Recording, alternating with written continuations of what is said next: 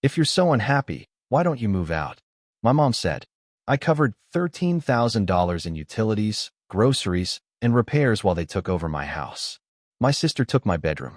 My parents took my peace. When I asked for 1 week alone, Dad scoffed.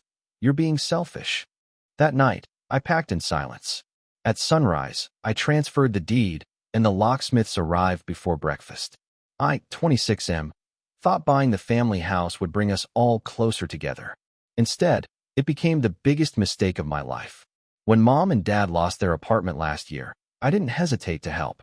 I had just closed on our childhood home after the previous owners put it up for sale, and it felt like destiny. The 3-bedroom house on Maple Street where I grew up, where we'd had Christmas mornings and birthday parties. It was supposed to be perfect. Dad seemed relieved when I offered them a place to stay temporarily.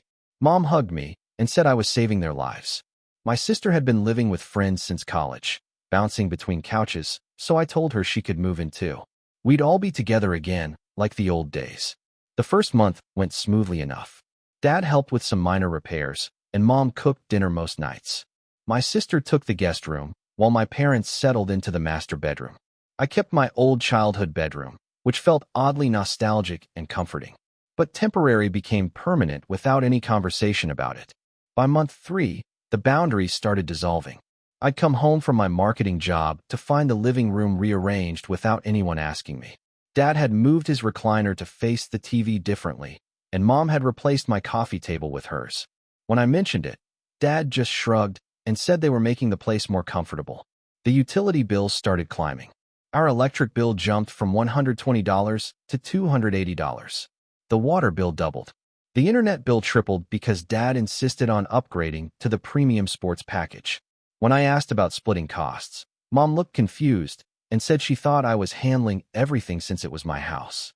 I tried to have a family meeting about expenses.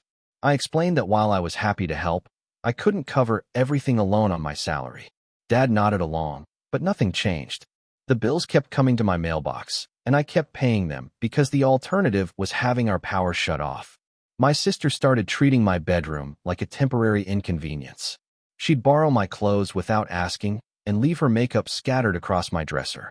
When I protested, she reminded me that she was still sleeping in the smallest room. She suggested I should move to the basement since I was at work all day anyway and barely used the room except for sleeping.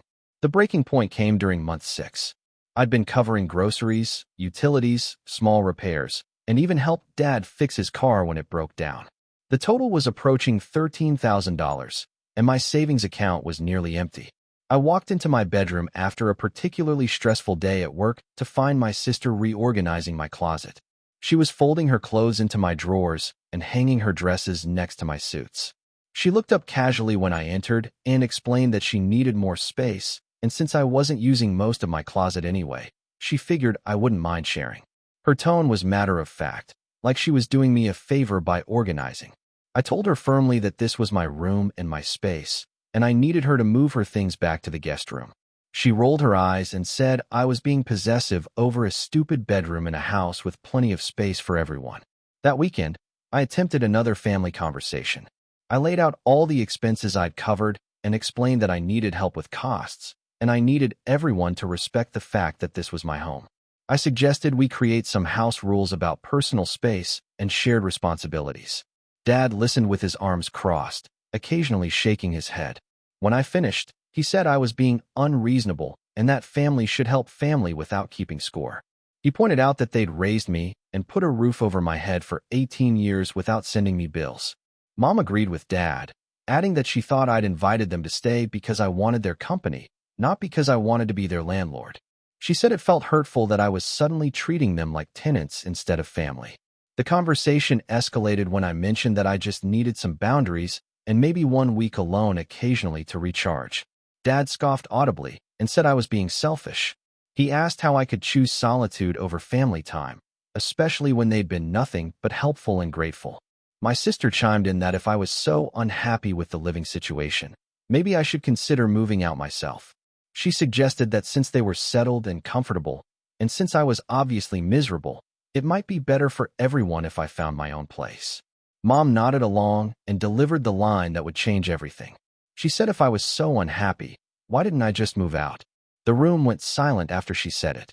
I stared at my mother, the woman who raised me, who taught me to be generous and kind, essentially telling me to leave the house I owned, the house I'd bought with my own money, the house where I'd been supporting all of them for 6 months. I didn't argue. I didn't yell. I simply nodded and said I'd think about it. That night, while everyone slept, I sat in my car in the driveway making phone calls. First, I called my lawyer, a family friend who'd helped with the house purchase.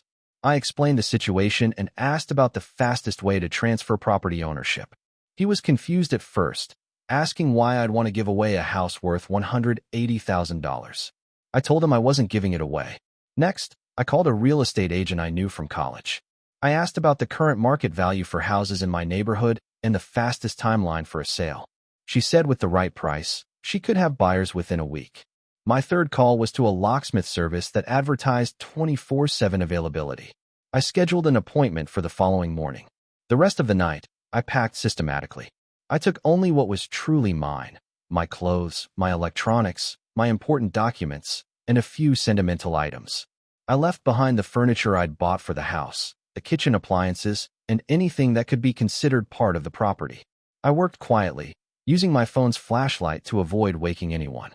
By 4 a.m., my entire life was packed into my car and a small U-Haul trailer I'd rented online. At sunrise, I sat at the kitchen table with my laptop and transferred the deed. Not to them. That would have been too generous after everything that had happened. Instead, I listed it for sale at slightly below market value to ensure a quick sale. I left a note on the kitchen counter explaining that since they'd suggested I move out if I was unhappy, I was taking their advice.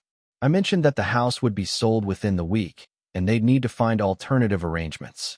I included a list of all the expenses I'd covered, totaling $13,247, and suggested they factor moving costs into their budget planning.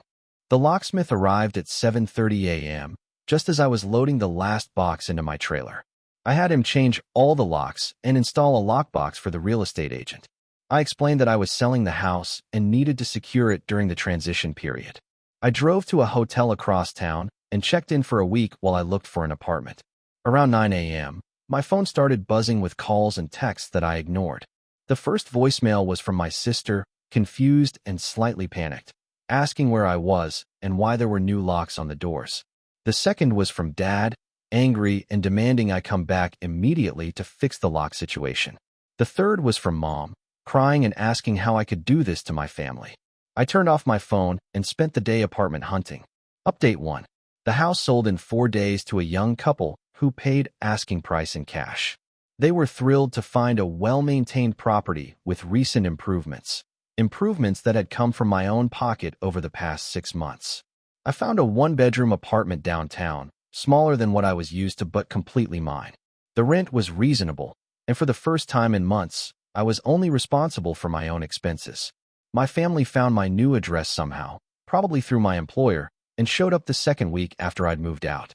I watched from my window as they stood outside my apartment building, debating among themselves before finally leaving.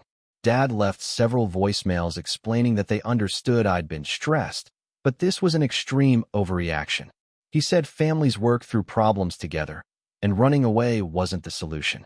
He mentioned that they were staying with Mom's sister temporarily, but needed to find a permanent place soon. Mom's messages were mostly tearful apologies mixed with guilt trips. She said she never meant for me to actually leave, and she thought I knew they were just frustrated in the moment. She asked how I could abandon my family when they needed me most. My sister's approach was different. She alternated between anger and bargaining. One message accused me of being petty and vindictive, while the next offered to pay me back gradually if I'd help them find a new place to live. I didn't respond to any of them for 3 weeks. Update 2. The breaking point for my silence came when Dad showed up at my workplace.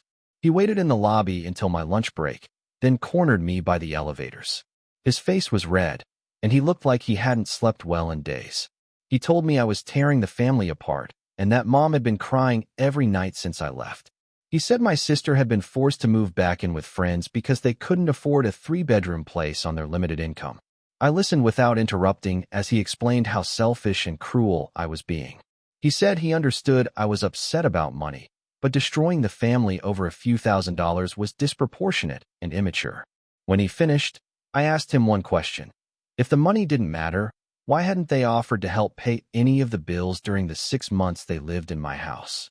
He stumbled over his response, saying they'd assumed I was financially stable enough to handle it, and they'd been planning to contribute eventually when they got back on their feet. I told him I'd gotten back on my feet too, by removing myself from a situation where I was being taken advantage of by the people who were supposed to care about me most. Dad's expression shifted from anger to something that looked almost like understanding, but then he shook his head and said I was still wrong to handle it this way. That evening, I finally returned Mom's calls. She sounded relieved to hear my voice, immediately launching into explanations and apologies. She said they'd never intended to take advantage of me, and they were grateful for everything I'd done. She asked if we could meet for coffee to talk things through like adults. I agreed to meet her the following Saturday at a neutral location. Update 3. The coffee meeting was more productive than I'd expected. Mom looked exhausted and older somehow, but she seemed genuinely remorseful. She admitted that they'd gotten too comfortable and had stopped seeing the house as mine and started treating it as ours. She apologized for the comment about me moving out, saying it was said in frustration and she regretted it immediately. She explained that they'd been stressed about their own financial situation and had been grateful to have one less worry, not realizing how much pressure they were putting on me. I appreciated her honesty, but I also explained how hurt I'd been by the whole experience. I told her about coming home to find my sister reorganizing my closet, about paying bill after bill while feeling like a guest in my own home, about asking for 1 week of solitude and being called selfish. Mom listened without defending anyone, occasionally nodding or wiping her eyes with a tissue. When I finished, she asked what it would take for us to rebuild our relationship. She said she missed her son and wanted to find a way forward. I told her I missed them too, but I needed time to trust again. I suggested we start with occasional dinners out, neutral territory where we could reconnect without the complications of living arrangements. She agreed immediately, seeming relieved that I wasn't cutting them off permanently. Over the following months, we began rebuilding slowly. Dad took longer to come around. His pride was hurt, and he struggled to admit that they'd overstepped boundaries. But eventually, he agreed to family dinners at restaurants where we could talk without the weight of household responsibilities hanging over us. My sister was the most resistant to the new dynamic. She felt I'd been vindictive and could have handled the situation with more communication instead of what she called nuclear options. It took several months of sporadic contact before she began to understand that I hadn't abandoned the family. I'd protected myself from being exploited by them. Update 4. Final. A year later, our relationships have stabilized into something healthier than before. Mom and Dad found a small apartment they can afford, and Dad has been more consistent with work. My sister eventually found a roommate situation that works for her budget and lifestyle. We have dinner together twice a month now, alternating between restaurants and Mom's new apartment. The conversations are lighter, more respectful, and nobody assumes I'll pick up every check anymore. Last month, Dad brought up the house sale unprompted. He said he'd been thinking about everything that happened and realized I'd been carrying more weight than they'd acknowledged. He didn't exactly apologize, but he said he understood better now why I'd felt trapped. Mom has apologized several times for her move-out comment, and I've forgiven her. I know she was frustrated and didn't mean it literally, but it taught me something important about boundaries and self-advocacy. My sister and I have the most complicated relationship now. She still thinks I could have handled things differently, and maybe she's partly right. But I also know that 6 months of trying to communicate hadn't worked, and sometimes dramatic action is the only thing that gets people's attention. The money was never fully repaid, and I don't expect it to be. The $13,000 I spent was expensive, but it bought me something valuable. The knowledge that I can take care of myself and that I don't have to accept being taken advantage of, even by family. Living alone in my apartment has been one of the best decisions I ever made. I've learned to enjoy my own company, to manage my finances responsibly, and to set clear boundaries with people I love. Sometimes I wonder what would have happened if I'd tried one more family meeting or given them an ultimatum before taking such drastic action. But then I remember my sister reorganizing my closet like it was hers, Dad scoffing at my need for personal space, and Mom telling me to move out of my own house. I don't regret my choice. I regret that it was necessary, but I don't regret making it. The house sold to people who deserved it, people who were grateful for the opportunity. My family learned that my generosity wasn't unlimited and my patience wasn't endless.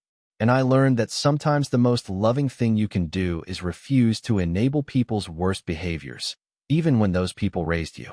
We're all in better places now, literally and figuratively. Sometimes burning bridges is necessary to build better ones.